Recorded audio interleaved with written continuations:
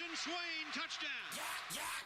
It's time for the Swain Event with your host, Jason Swain. My man. Real sports talk for the real sports fan. All you chumps are gonna bow when I whoop him. It's time for the Swain Event, fueled by Dead End Barbecue. Get into his house and a Ric Flair.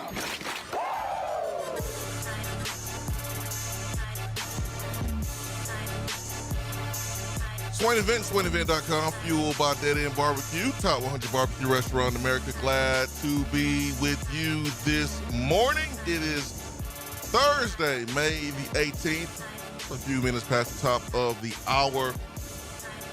Ben McKee, Go Vols 247. Jason Swain here. I'm live from the Low T Center studio.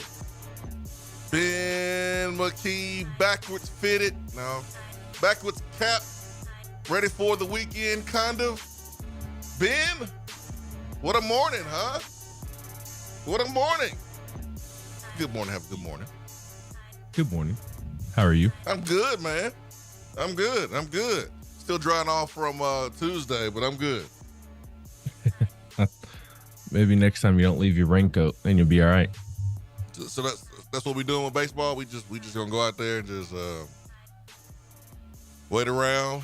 We're gonna wait more than actually watching the game being played. We're just gonna wait on the rain to just go away before we play again. That's what we're doing.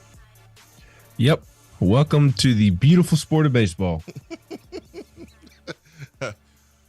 Now, football, hey, it's no different when you have a day like that. But my goodness. And it wasn't even necessarily the rain. Yes, there was a big rainstorm that came through, but the lightning was the big issue. Yeah. That is, man. It's not fun. That's 2 games in a row where you're just sitting there and it's not fun. It makes for a long afternoon and evening. Sunday's 10-0 loss to Kentucky was not fun after I believe it was a 1 hour and 55-minute weather delay. Goodness gracious. And then Tennessee got their butts kicked. And it wasn't even necessarily the fact that Tennessee got its butt kicked. It's the fact that the game was boring as all get out on top of the rain delay on Mother's Day, nonetheless. And then kind of same with Tuesday. Tennessee won, but midweek game, by the time the game actually got going, nobody was really in the stands except for family members of the players. My bad. Had to go. Yeah, I don't blame you. It wasn't fun. The game was supposed to be at 6:30. Gets moved up to 5 o'clock, and then 5 o'clock gets pushed back to 5:30, and then 5:30 gets pushed back to 5:55. Then we get 2 innings in, and then there's an hour and 27-minute weather delay, and then midweek baseball ensued, and midweek baseball already drags on as is because all of these coaches want to get their pitchers work before the weekend to have them nice and fresh, and you certainly understand why they are doing that. If I was a coach, I would do the same thing. But in terms of making it entertaining and an appealing baseball game to sit through, it does not do that. But I do appreciate Tony Vitello. There were 6 SEC games that were canceled, Swain, because, and this has become a trend here the last couple of years in college baseball. You saw it a lot last year, and it was a loud conversation. I didn't really see much talk about it this season, but teams canceling games, those midweek games, the final one before the end of the regular season, because they don't want to lose and have that midweek game affect their RPI. And if you're a bubble team trying to get into the NCAA tournament, technically it could be what gets you booted from the tournament. So teams are canceling games, and a team like Tennessee honestly had motivation to cancel its game because losing to a Belmont would hurt the RPI and really could be the difference in Tennessee hosting or not hosting. But Tony Vitello is pro playing baseball. He thinks that he owes it to his players because of what all they ask them to do throughout the week in practice and in the weight room, and the best way to develop these guys, which he said is the most important thing that they're doing, is to let them play baseball. So it may not be the best entertaining product, these midweek baseball games at times, but they're getting valuable at bats. That bottom of the 8th inning right before they called it because it was 10 o'clock Reese Chapman, a freshman who has a big future ahead of himself at Tennessee, got an at bat. So Tony Vitello wants those players to get at bats and continue to develop. So I tip my hat to him. A lot of teams around the country cancel games because they're scared of what it will do to their RPI, and Tony Vitello doesn't really care because he thinks he owes it to his players to go play. No, I respect that, and it's difficult, man. You get yourself mentally prepared, physically prepared. You're warming up, getting ready to play, and then boom, you have to sit for 45 minutes, an hour and a half, and then you have to get yourself warmed back up to go out there and perform. And so that's not easy. I went through one weather delay that was similar, and it wasn't even as bad as Tuesday. And that was my senior year against Marshall, where we were warming up, ready to go.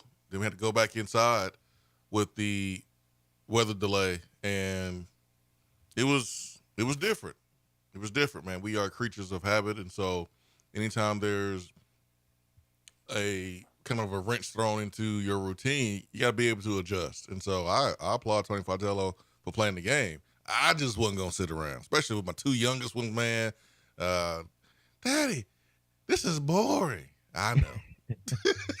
I know. It's not meant for little kids. It's not. I told you to go to the house. I said, I was honestly surprised that they played. I told you that I didn't think that they were going to play because it didn't sound like there was going to be a let up. I always know that if the game can be played, like if there's going to be a break in the weather, Tony Vitello will absolutely not cancel a baseball game. But it just did not seem like there was going to be a break in the weather. We had that big monsoon come through for about 10, 15 minutes and terrorized the porches out in left field. Tents were everywhere and all mashed up against one another. But then I thought there was supposed to be another storm coming through as well. So I didn't think they were going to play baseball, but they got it in. And, it was also senior day, and you were honoring some seniors and trying to get some guys that don't usually play, like an Ethan Payne or a Logan Chambers. You're trying to get them at bats. It's possibly their final game ever at Lindsey Nelson Stadium, and even a guy like Griffin Merritt, like it's his final game at Lindsey Nelson Stadium because he's a graduate transfer. So you do want to give them as much time as they can get, as much playing time as they can receive. Dude, we get there a little bit early because usually when I pick my kids up from school, we go home, they want a snack. So we get home, I'm like, listen, we ain't got time for all that. The game starts at 5. We'll get a snack at the ballpark. So we get there a little bit early, and to get them a snack. They wanted, Petros. And so I got them Petros, got them a little hot dog and some other snacks, whatever. And then it was the first wave, a little thunderstorm. It was like 5 or 10 minutes. It wasn't that bad, but we were sitting up under that big old tent down the first base line over there, that area. And, man, food got wet. I had to put my jacket over the food. Oh, my goodness. How muggy was it? Because it was muggy sitting up in the press box. I can only imagine what it was like down on the concourse and under the tents and everybody huddling together. No, it wasn't that bad now compared to where you were sitting because, it's tight up there where you are. And so you got some of your... I was sweating in places I didn't know I could sweat. Yeah, you got some of those mouth breathers over there in the media. Y'all over there. Y'all over there steaming up the window because y'all so tight in that smaller area. So we packed in like sardines. I know you was hurting, man, but now we had the fresh air. Hurting.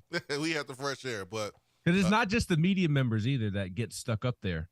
All the event staff, like the games that they do in between innings, all the people that are involved, and all the student interns that are interning during the game, and all the student journalists that get stuck in those tents on the concourse.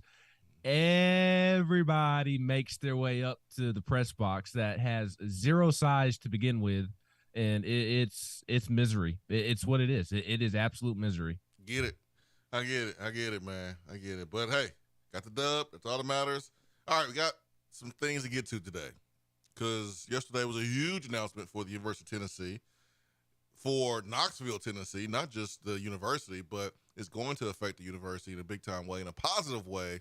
Danny White told y'all, didn't he? He told y'all when he first got here. And I think a lot of people just didn't believe it and didn't know to what extent that he was going to do things and modernize things. And I'll be honest, I didn't really know or understand either, because we have seen and heard new ADs come in here and talk about what they're going to do, talk about how they had a level of expertise and go out and hire a Donnie Tyndall without even vetting him. We've heard all that stuff before.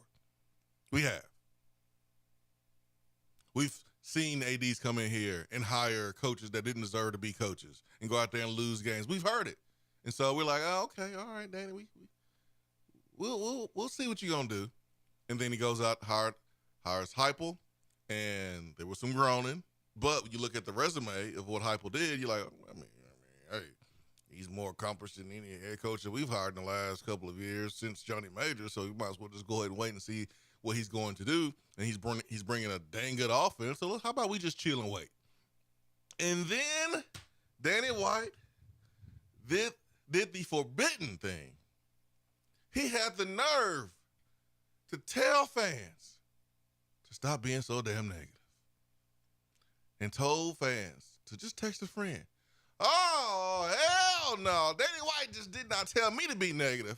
If I want to be negative, I'm going to be negative. This dude don't know what he's talking about. He just told me not to be so negative. How dare he? Yeah, and I remember that bit. I was like, y'all, we tripping over this that much? How about we just wait and see what he's going to do? But since that point, y'all,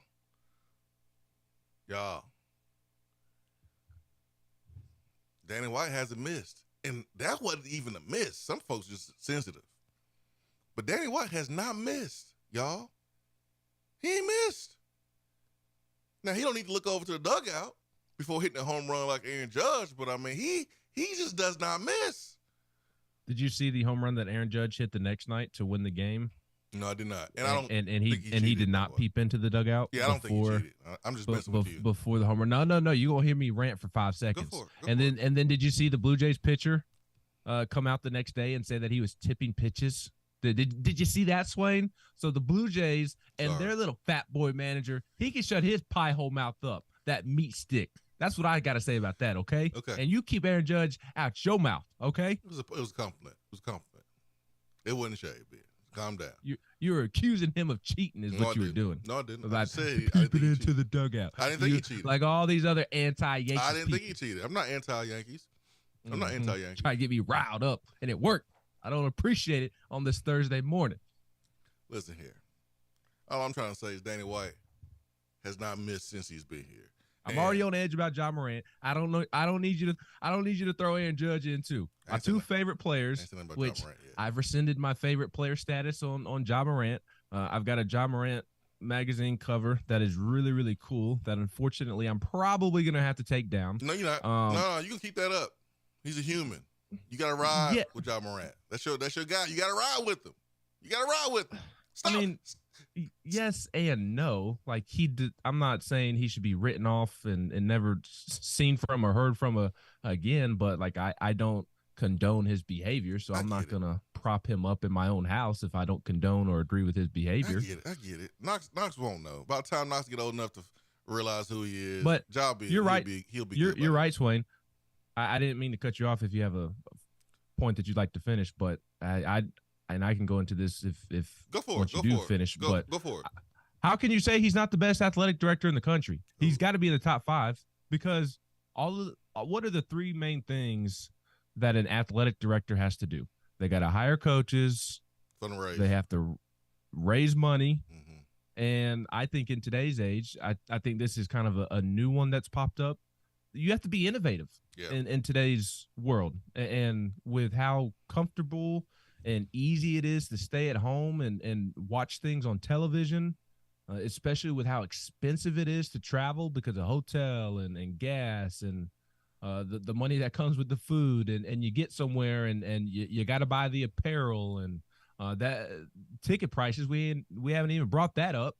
And then like a lot of us are willing to go through sitting on one butt cheek on a seat to watch Tennessee play, but it's not the most comfortable situation to watch them play. It's more comfortable to sit on the couch. So like with all these new age technologies popping up and making it easier to watch things from the house, like you have to be innovative to get people to your campus to watch games. And Danny White is elite in all three of those categories. He's elite at raising money. He is elite at being an innovator and trying to think outside of the box and come up with great ideas.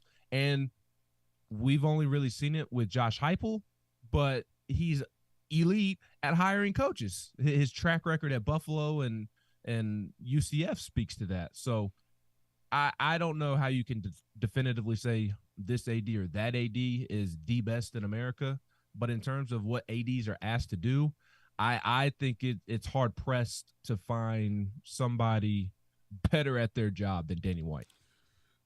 So I've hosted the UT alumni tailgate before home games for last couple of years. And in doing so, I've been able to spend time with Chancellor Plowman and talk to her. The Texas game this year, I got a chance to be in the alumni box there and got a chance to talk to Chancellor Plowman for a little bit. She's a listener, and husband's a listener, Josh and Swain. We appreciate you. Chancellor Plowman, we appreciate you. But I asked her about Danny White, and she was like, listen, I was trying to hire the best, and that's what she felt like she did. And I see what she sees. Yo, and I need to lay down some context because people are probably listening like, what are y'all talking about? Tennessee Athletics announces vision for Neyland Entertainment District. This is on 247 Sports. Tennessee Athletic is looking to improve the area surrounding Neyland Stadium in hopes of making it a year-round destination. On yesterday, Danny White tweeted out plans and the idea of the tabletop development of the existing G10 parking garage and to support additional tailgating, restaurants, retail, and family-friendly entertainment activities. You don't do this unless you have the backing of school president Randy Boyd. We know what he's doing to upgrade the city of Knoxville with the Smokies. The chancellor. You don't do these things without having clear vision and clear alignment from your superiors, and that's what Danny White has with Chancellor Plowman and Randy Boyd. I'm still reaching out for more details on this. It hit yesterday. I'm just going by the statement and the information that's available. The athletic department has issued a formal request of information to gauge input and interest from developers, which aims to understand the feasibility of the Neyland Entertainment District. Now, yesterday it was announced, Pete Thamble put it out, and he said that this could be one of its kind in college athletics. The only one that's doing it. Boy, you should have saw Florida State fans all up in the mentions. And Iowa State fans. Oh, you should have saw. You should have saw all up in the mentions. Wait a minute, one of its kind. Oh, you look at what we have. And like I saw some of the replies to those replies were like, well, this is on campus. What you guys have down there is technically off campus. So this would be on campus. This is big time. And we know how special Neyland Stadium is. We know how cool it is that's right there by the river. One of only a few stadiums in college football that can say that, where you can actually transport to the game via boat. So why not use that to your advantage? And that's what we are doing. Oh, man. I don't know when it's going to be out.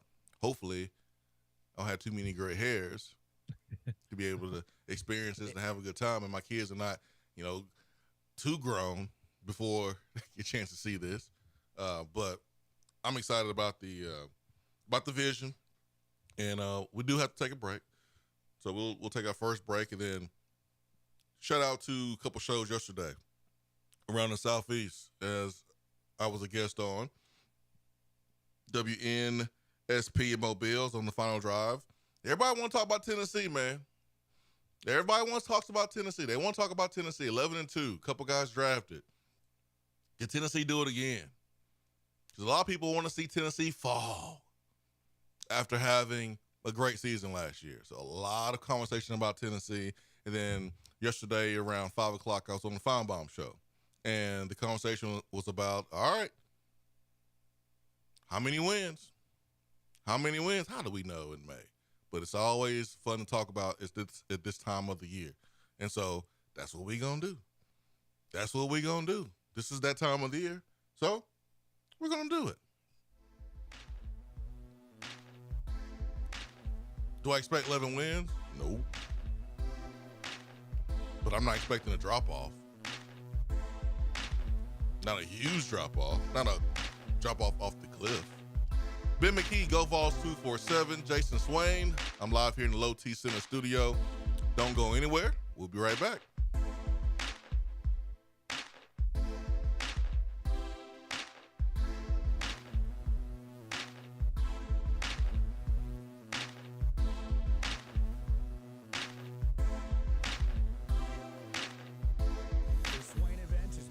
By Top 100 barbecue restaurant Dead End Barbecue. Check them out online at deadendbbq.com. When you are craving some quality barbecue, there's only one place to go. Dead End Barbecue. Dead End Barbecue has been featured on ESPN's Taste of the Town, the first barbecue restaurant on the SEC Network, CBS Sports, Headline News Tailgate Show, Amazon Prime's The Restaurant Comeback, Food Paradise, and named one of the top 100 barbecue restaurants in America. The search is over. Dead End Barbecue is located on 3621 Sutherland Avenue right here in Knoxville. You can even have it delivered right to your door through Chow Now. Visit their website at deadendbbq.com. Dead End Barbecue. The search is over. Good morning, Swain Event family. Take a deep breath in and release. We're all back together in the AM and life is good. If you have real estate needs, just give me a call, Jennifer Morris, at 865-257-7897 or email me at jennifermorris865@gmail.com. And go Vols. Just because you can't call in doesn't mean that you have to sit on the sideline. Impact the show with a text box. It's part of the free Swain Event app.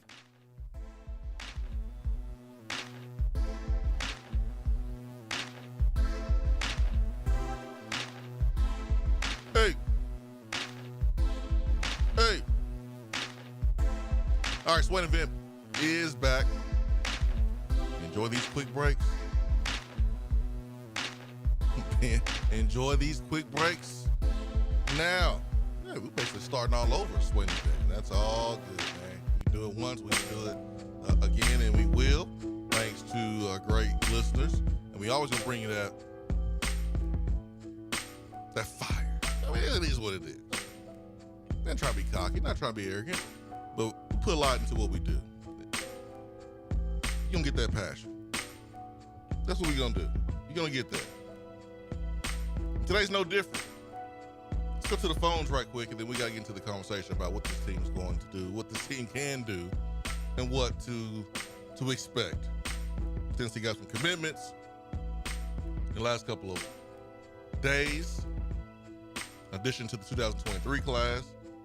But first, let's get to the phones, and let's bring in Turkey Man. And Turkey Man, last time we was hovering. We didn't land that plane, Turkey Man. No. We didn't land that plane, Turkey Man. We got to land that plane today. How you doing, man? I'm doing well. Hey, I just want to tell you how much I enjoy seeing you guys, and I'm glad that you're getting recognized. So I'm anxious to hear what your prediction is, because I think it's going to depend a lot on offensive line and QB, because I think we'll see an improvement in defense. But I'll land the plane, and good to talk to you guys. Hey, give me a call, Ben, if you can. I need to talk to you like off the air sometime. All right? I'll see you later. I will do that, Turkey Man.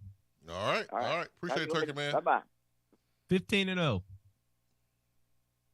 I mean, that's what I was saying. That's my prediction. If you did not see Feinbaum last night or yesterday I did not evening, on purpose. dang, the shade from Ben McKee. If you did not see Feinbaum last night, then you would not know that I did say 15-0. No, I'm just kidding. I'm more than 9 win range right now. I think that's a pretty fair number, considering that you lost a Heisman Trophy favorite at one point, a top 10 pick at right tackle in Darnell Wright. I mean, I think that's pretty fair. Now, losing Jalen Hyatt and Cedric Tillman, to me, are not as big of blows as losing a tackle in your quarterback. Throw in losing Bower Young and all the other players that were picked up free agency. I mean, Princeton Fant was a really good player for us, very versatile. But you have to account for some of those departures. Like, you just can't lose good players like that in Josh Heupel's second season and just assume that next year is going to be the same in May. It may be the same, but I ain't ready to say it today in May. I'm not ready to say it. But we have to understand we have a system offensively. We have a system offensively that produces points and can take players that may not be able to make a huge impact offensively in other offensive systems, but we can take them and we can get production from them. And some of it is the system, and some of it is, hey, the culture, the coaching. We saw what Josh Heupel did in his first season, taking a group of guys that the year before barely averaged 20-something points per game. And then you had almost 30 guys leave for the portal. We're not stupid. We can remember that. We saw what happened when Heupel took that group and went out and had a chance to win 8 games if it wasn't for referee forgetting the rules in the Music City Bowl versus Purdue. We could have blocked it better, could have executed better. Don't forget about Brock now. Brock had an all-time game. I don't want to talk about Brock. But we had a chance to win 8 games, and many people thought we were going to win just 4 games, or maybe 5 games that season. And then we come back last season, and Turkey Man made a point about the offensive line. We win 11 games, and offensive line is the reason why we were able to do that, because they exceeded, I think, a lot of people's expectations, including my own, of what the offensive line was going to be able to do holding up in the SEC and keeping Hendon Hooker safe. Did that for the most part. The injury was a non-contact injury, but he did get beat up against the Florida Gators. But anyways, offensive line was great. I think they were the big reason why Tennessee was able to be successful. So you lose some of those players. Typically, when you lose players like that in other systems offensively, especially these guys that we lost on offense, there's a bigger drop-off because you put so much weight on their talent. Well, in this case, remember, the system is damn good, which allows you to have success with some guys who may not be able to be as successful in other systems because we don't have to rely solely 100% on your ability. There's a little bit of strategy involved. What do I mean? Well, there's a reason why guys are running wide open versus Kentucky in the last 2 years that we played them. That was strategy. But you got to be fast to get in those holes quick, too. Huh? Because they're trash. I'm kidding. But you got to be fast to be able to run into those holes and get to those spots of where you need to be. So there's both. There's strategery, there is talent, and scheme all involved. So during the NFL draft ban, folks couldn't wrap their heads around this offense because it couldn't be both To some people, it had to be, well, it's just Josh Heupel's system. It's not the players. They're just not that good. They're just overhyped. It couldn't be both. It had to be one or the other. And I'm telling you, it's both. It's both. So I look at this offense that's coming up, Ben. You still got dudes at wide receivers that can run. You still got dudes at wide receivers that can catch. I think the receivers going to be pretty productive as a group. Yes, Ben. How good do you think Dante Thornton is going to be? And do you agree with my thought? I don't think I've shared this with you. And I need to issue a public apology to Ramel Keaton. I wrote him off prior to last season, prior to the Swain Event ending. He kind of became a laughing point. You don't have to apologize. You don't have to apologize. Well, I mean, I wrote him off.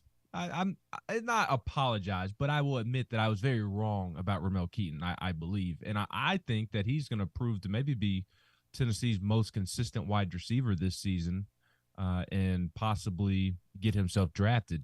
Maybe not in the Cedric Tillman or Jalen Hyatt range, but maybe late in the draft. So your thoughts on what you've heard about Dante Thornton so far and Ramel Keaton? What were you wrong about? What did you say? Did you say that you don't think he's going to be good? You don't remember the running jokes, me messing with you about they've got Ramel Keaton.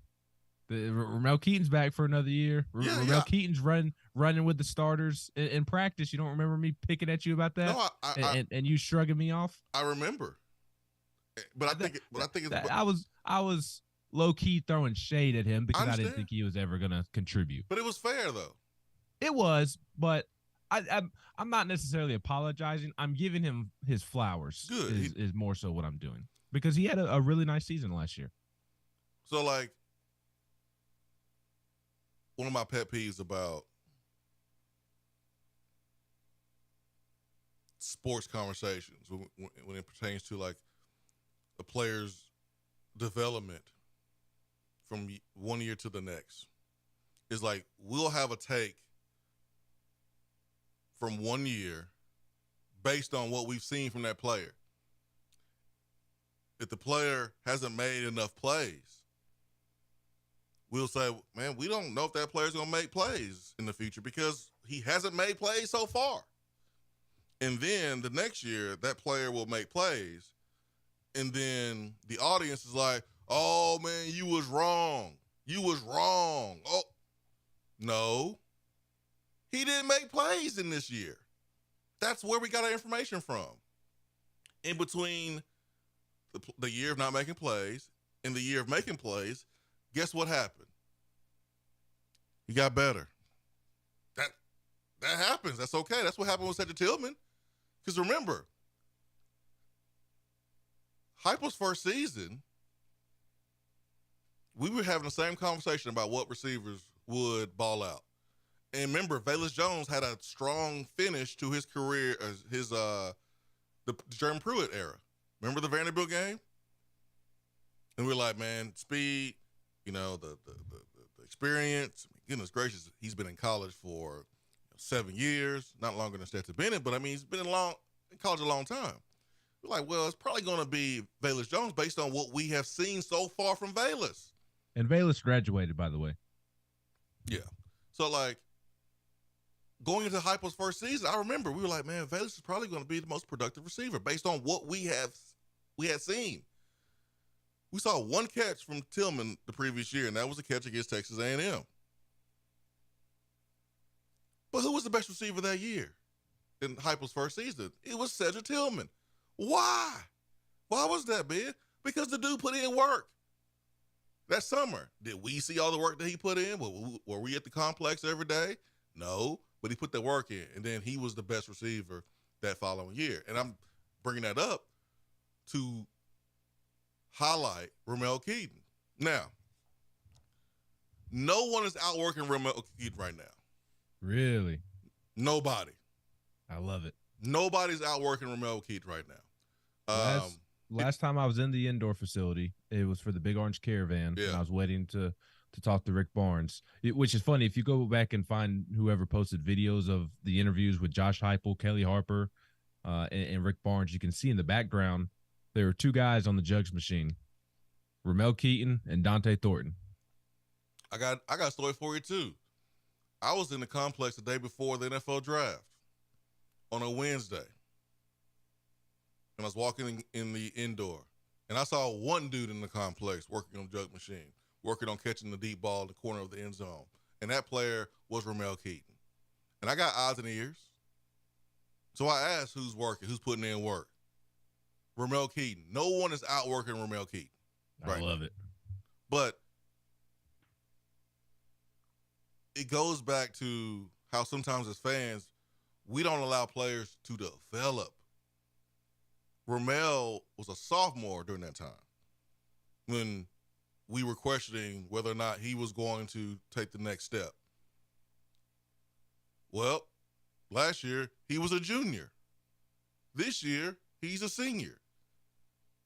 So he had to mentally mature as a player, and that happens. So give yourself some grace. Nobody was wrong if they thought that Ramel Keaton wasn't going to be a big contributor last year because you didn't see that in his sophomore year. And Ramel put the work in to have the confidence and also to have the confidence from his quarterbacks in him because he put that work in. When you're a quarterback and you walk in the complex and you see a dude named Ramel Keaton in there putting in work, you're going to throw it to him. You're going to give him more opportunities. And that's what happened this past year. And Ramel showed up. Like everyone looks at the Florida game, and that's like the catch. That's the biggest play because it was a great catch. It was a diving play that really turned the game around. But there was a third down against Alabama. And Ramel caught the ball, probably was like a comeback or curl, but he was on the outside. He tight turned, got north and south, made a guy miss, and picked up the third down. The throw was underneath the chains. And that play for me was just as big as his Florida catch. Just as big. And then the Clemson game, the double move, wide open. Like, Ramel's been doing his thing. And he's quiet, he's soft-spoken, he just goes to work. He just goes to work, man. And remember, Swain, September 28th, I tweeted out a quote that he had. And I remember coming on the Thursday night edition of the Swain event and giving him his flowers. And it was more a part of the show than anything else, just kind of me picking at you like I always do. And that's more so what I was referencing. No, I know. Than like saying sorry, because we're all going to get things wrong. And you're spot on. Like we were not expecting anything from Ramel Keaton because he needed to get better. We were not expecting anything from Cedric Tillman. Like you said, we also weren't expecting anything from Jalen Hyatt because Jalen Hyatt had to change up how he was going about his business.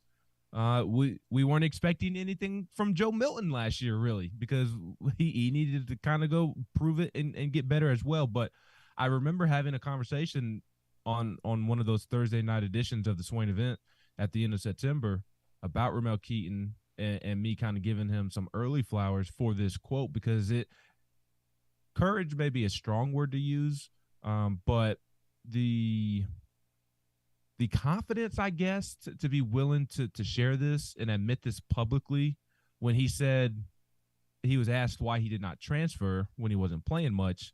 And he said, I wasn't working as hard as I could have been working, so I couldn't have been mad about my situation. I had to reevaluate what I was doing and get to work.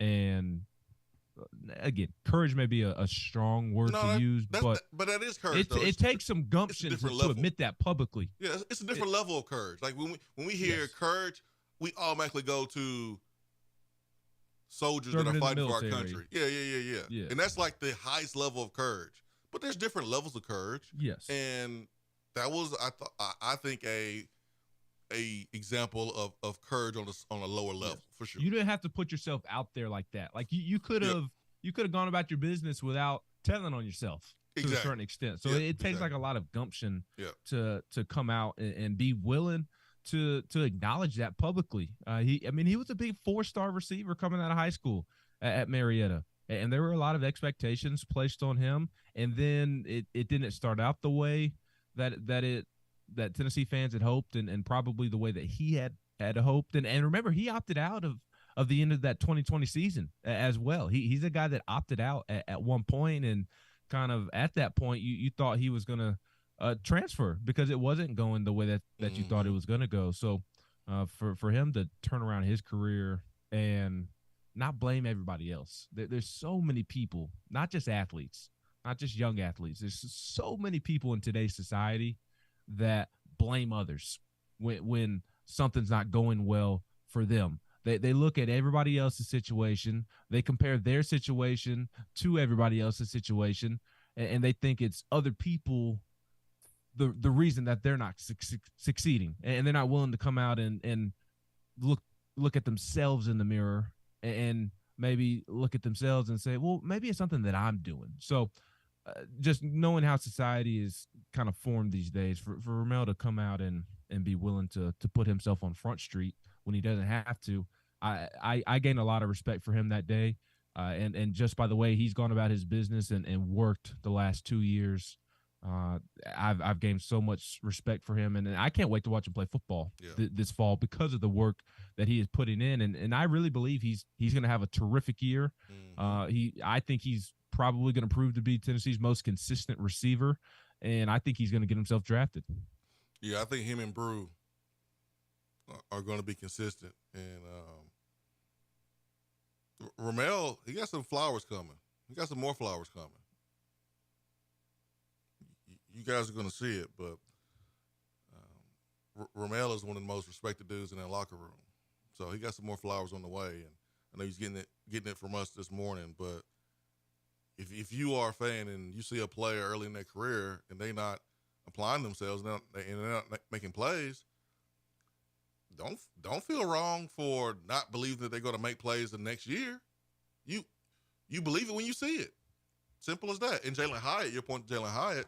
Now, we did know of the work that he was putting in last summer, coming off the rough season, first year on the Hyper, where he was a star, and then he got set down.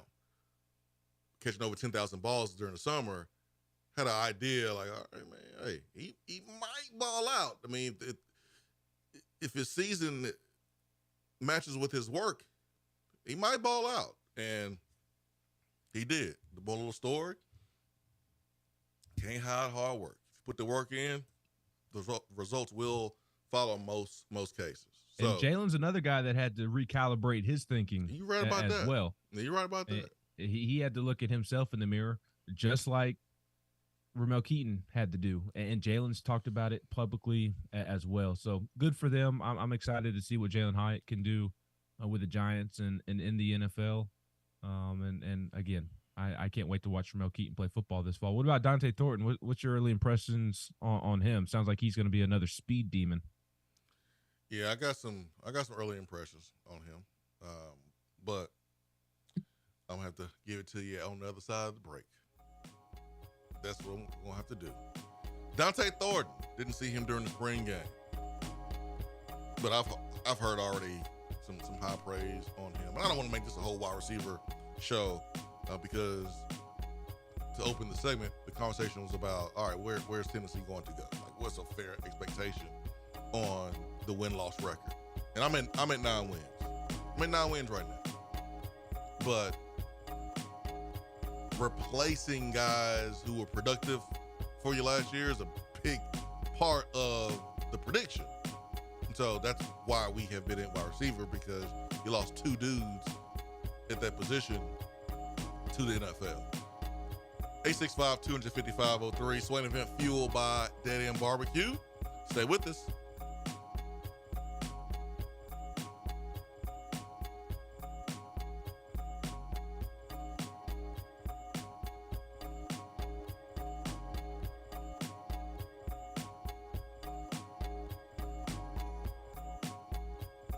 Looking for a different way to enjoy the show? Yes. Then check out Swain Event TV on YouTube.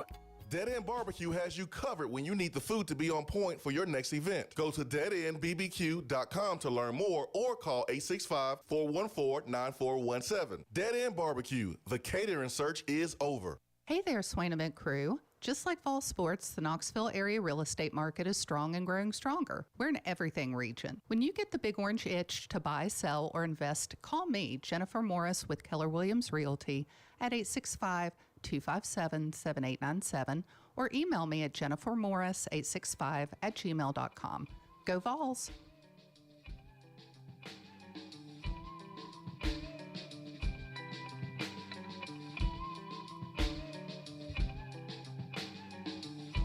Live here from the Low T Center studio, it is the Swain Event, fueled by Dead End Barbecue, top 100 barbecue restaurant in America. Ben McKee, Go Vols 247. Alongside, good to be with you today. If you missed any part of the show, you can always go back and hit up the podcast. Available wherever you get your podcast. If you want to view the show, you can do that on YouTube. We would love it if you hit that subscribe button.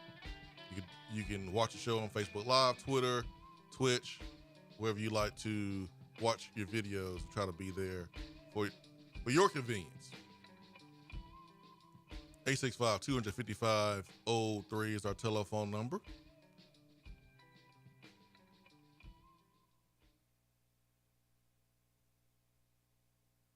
The conversation has been about testosterone. You've seen the commercials on TV. You've heard the radio ads. Make sure you do your own homework, folks.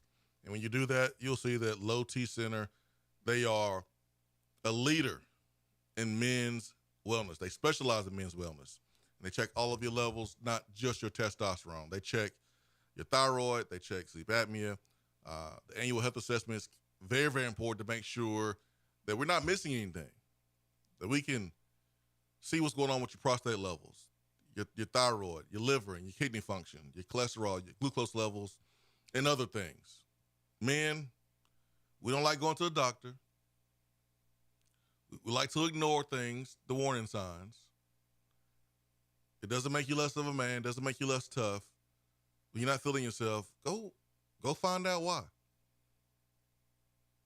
Energy, not where it needs to be. Mental clarity is not where it needs to be. Libido is not where it needs to be. You may have low T, guys, so make sure. Go to the Low T Center, go to their website, find the nearest location for you. They got affordable and convenient options for treatment, monitor, self-inject treatments, and they ship it right to you. So you don't have to go to the center each and every week. Very, very convenient, very simple. It's where I go get my levels checked. That's Low T Center, lowtcenter.com. Reinventing men's healthcare. So you asked about Dante Thornton. Transfer receiver from Oregon. When I hear pro guy, that's all I need to hear. Pro guy. He's a guy who's going to play the next level. What else you need to hear, Ben? What else you need to hear? He's a pro guy. He's 6'2", he can run. His athletic did not participate during the spring game. Trying to take care of him, but he's a pro guy. John Campbell on the offensive line, he's a pro guy. He may be a 1-year guy where he goes to the next level after this year, but he's a pro guy. And I expect production from him because you're not really supposed to be that big and that athletic and that fast, that wide receiver. And he is. So I expect him to be used to the best of his abilities. I just do. But 9 wins for me is where I have the baseline at.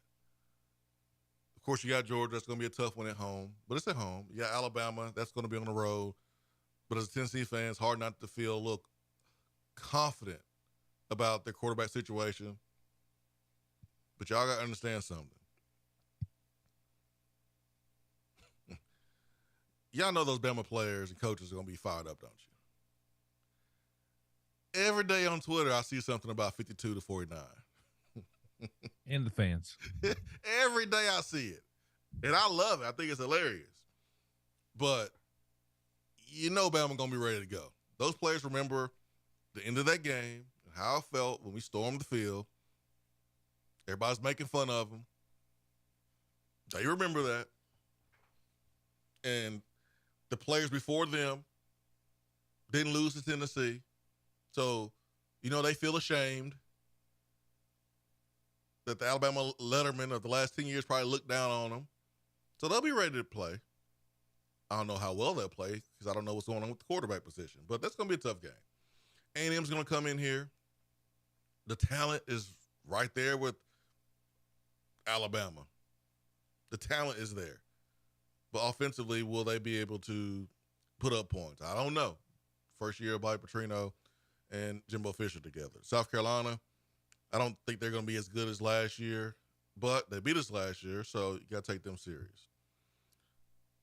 So there's a couple games, give or take, where you could go, 9-3? Or you could go 10-2? Or you could go 8-4. These records really come down to a few plays, like it did last year. I mean, the Pittsburgh game, that was touch and go, man. That Pittsburgh game was touch and go. Florida was touch and go. Dude, if that bomb would have been completed and they would have scored, that would have been the game. Yes. It was real touch and go at the end. That could have been an L if we were not careful. Remember, and don't act like it hasn't happened before, because Florida at their place had a couple of walk-off touchdowns and beat us there in 2015. And 17. I was trying to leave out 17, but yeah. I was at that 17 game. One of the worst games I've ever been to in my life. And 17. Yeah, and 17. So the JG hasn't taken snaps under center game.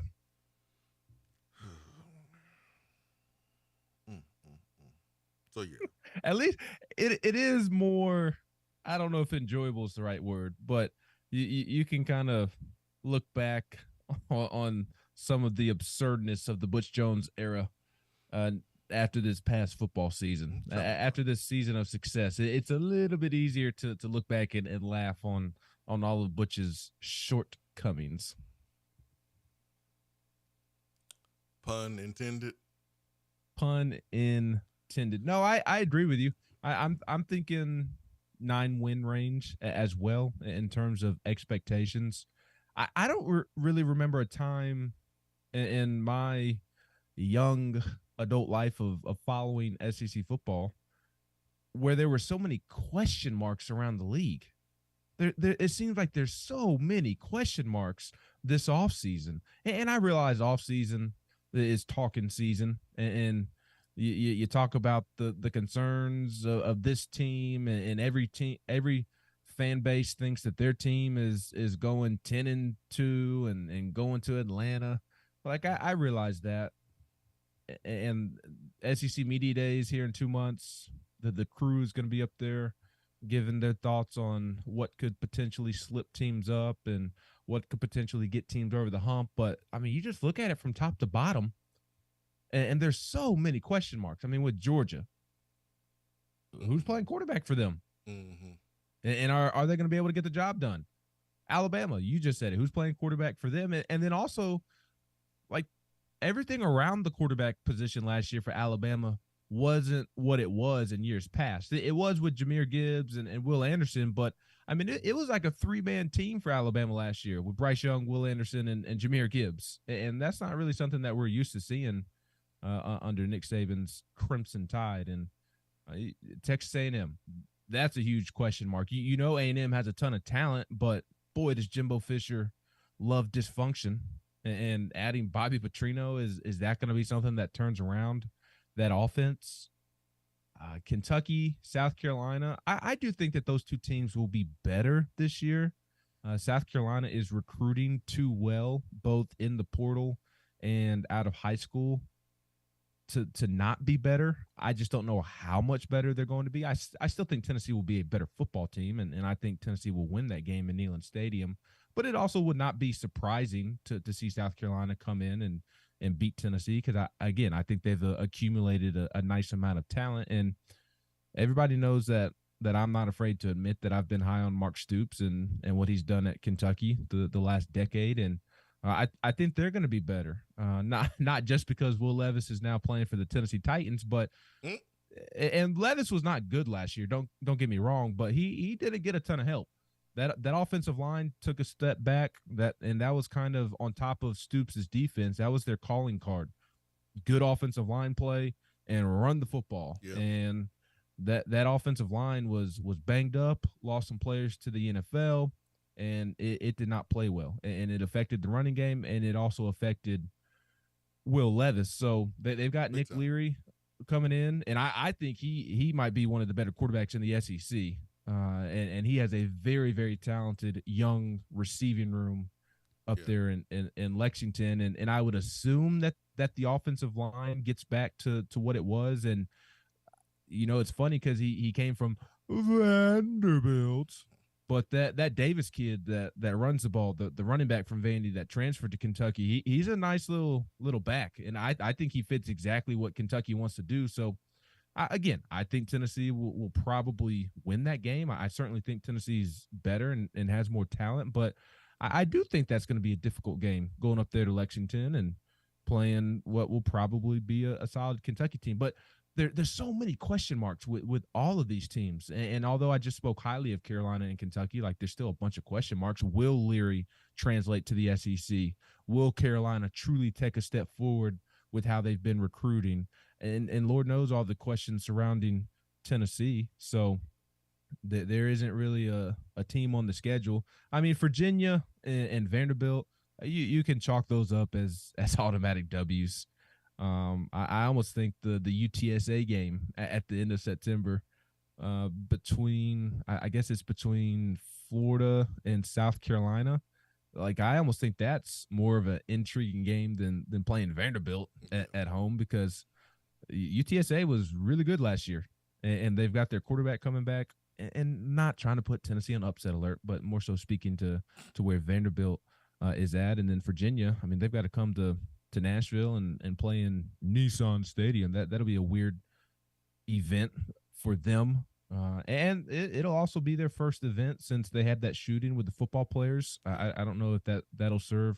I would think that serves as a motivational factor for them in that game, but it's still a game that Tennessee should win. I mean, Tennessee has far superior talent to Virginia, but there's just so many question marks, and it's hard to predict a Tennessee record, not only because of the question marks surrounding Tennessee, but everybody on its schedule when you don't know the answers to them, and that's part of the offseason. But again, I really don't remember. Maybe you remember one offseason, Swain, but or maybe I'm just imagining things. But it feels like this offseason has so many more question marks in the SEC than a typical offseason does. Yeah, I mean, when you lose a lot of quarterbacks in the league and you lose good players in the league, I mean, it's part of it. And Vol fan, we'll look at that, because I've noticed kind of the same thing on my phone. And so, technology, man, because we got lots of people here on the text box, so it's not a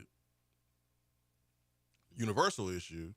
It's an issue with certain phones. But technology, I was watching Eastern Conference Finals yesterday, and YouTube TV just wanted to show me Little Mermaid commercials over and over and over. I thought I was tripping. I thought I was too, man. I thought it was me, but I thought it was the Wi-Fi. Checked it. Me too. Me too. On my computer. Me too, man. Technology. I would have been, if it was a closer game. It was somewhat of a close game, but you pretty much knew the Heat were going to pull that one out. I would have been irate. Like, if it was under a minute in like a one possession game, I would have been angry. I was angry, especially if one of my teams was playing. And look, YouTube TV, you're on notice here, because for the first time in my life, I'm going to buy Sunday Ticket so I can watch all the Steelers games legally and not illegally stream them on my computers and hope that my computer doesn't get a virus. And if you didn't know, YouTube TV and the Sunday Ticket package is not going to be cheap. No, so cheap. YouTube TV, you best not be playing this fall when it comes to broadcasting these NFL games, because I will be irate. I need to see Kenny Pickett lead the Steelers to a Super Bowl, baby. I need to see George Pickens go off. I need to see Najee You gonna do that? hurdling over the Bears and on their way to a Super Bowl. I need these things in my life. So YouTube TV, you better not be playing around, or else I'm coming for you. Yep. But yes, technology is it is very frustrating, and especially now our society is so used to technology. We spoiled, man. We spoiled. We are. So we're used to going about our everyday life in a particular way, and when technology is not working and it throws it off, boy, does it throw it off and make us feel out of whack. Somebody who will not make you feel out of whack, especially if you're looking to purchase a home here in Knoxville, is Jennifer Morris. She is the absolute GOAT in the Knoxville market when it comes to buying and selling homes. She made the process super easy for me and my wife when we were looking for our first home. And I promise you, you will not find anybody who is a better two-way player than Jennifer Morris. She's going to give you the best customer service, and she's going to do her job to the absolute best of her ability. She's the absolute best. So if you're looking to move to Knoxville, which I know Swain says we don't need any more people, but Knoxville is God's country. It's the most beautiful place in the world. If you want to move to Knoxville, which you should be wanting to do, call Jennifer Morris. And if you're already in Knoxville looking to upgrade your home or move into a home with more room because you got more kids on the way, hit up Jennifer Morris. You won't regret it. I promise. Love it. Love it. Love it. All right. Text box. Which again, I got messages about the app. We got some people on the text box on the app, which means it's working for some people and not for others. But it works for Bulldog Brian today, who said congratulations on your debut on Feinbaum. No, it's actually my fourth to fifth time. And I'm not trying to do all that, Ben. I'm just trying to correct Bulldog Brian. I've been on Feinbaum twice in person and a couple times on the phone. So, but it was always good to be on with Paul. I know he has the biggest audience when it comes to SEC football. And Brian also says Georgia has no issue at quarterback. 2 starting quarterbacks on the roster right now with no drop-off in production. Carson Beck, best arm since Stafford. Dude can sling it. He's a lot better athlete than folks give him credit for. What has he done in a game yet? I mean, I was getting ready to say that. I know they're high-level recruits, him and Brock Vandegrift, but they've got to go prove it in a game. Yeah. I'm sure they will. They're very talented quarterbacks, but until they do it in a game consistently, they're a question mark. Yeah, two starting quarterbacks with no on the roster with no drop-off in production, I don't think is an accurate statement because you lost Stetson Bennett, who won 2 national championships as your quarterback, who was very productive. And no one on the roster has done what Stetson Bennett has done, which means there is going to be a drop-off in production at the quarterback position, at least at the beginning. So we'll see what happens with these quarterbacks. Are they able to get to the level that Stetson Bennett played at? We'll see, but they're certainly talented, and I'm not expecting Georgia to fall off too much there either. Undefeated, I don't know. We'll see, but the roster certainly is favorable for them, and their trip to Knoxville is probably going to be the toughest game of the year, and Georgia will be the favorites, and Georgia should be the favorites. So, but they still got to go prove it, though, Bulldog. Still got to go prove it. Nelson Jackson says, good morning, fellas. We want Cam Franklin. That's the 5-star defensive lineman. Absolutely. We want Cam Franklin. So Nelson, don't tweet the recruits today, please. Don't be weird today.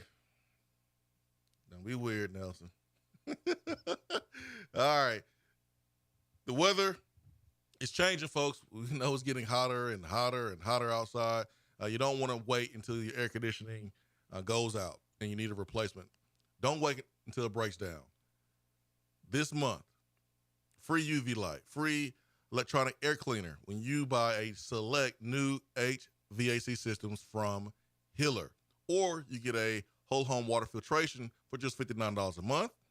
For $139 a month, you get a new whole home generator. So make sure you call Hiller.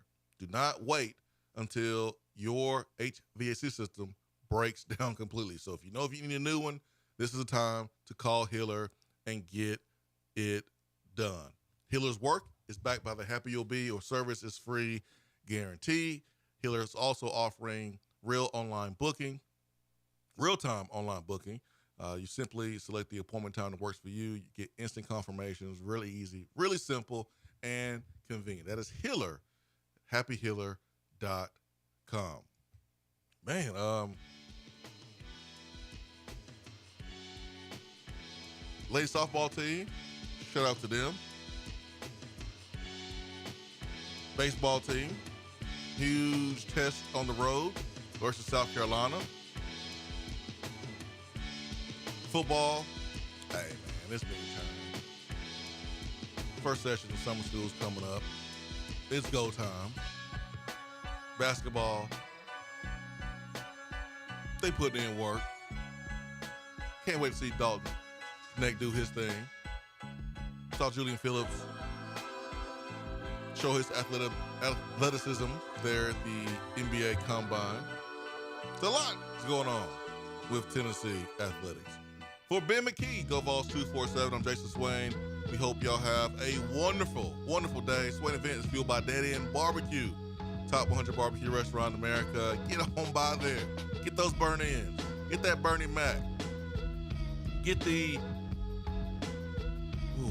pimento mac and cheese. The wings, the ribs. Dead End Barbecue. Right there on Sutherland Avenue. We hope you have a great day. Be good to yourself. Be good to others. We are out. Peace and love.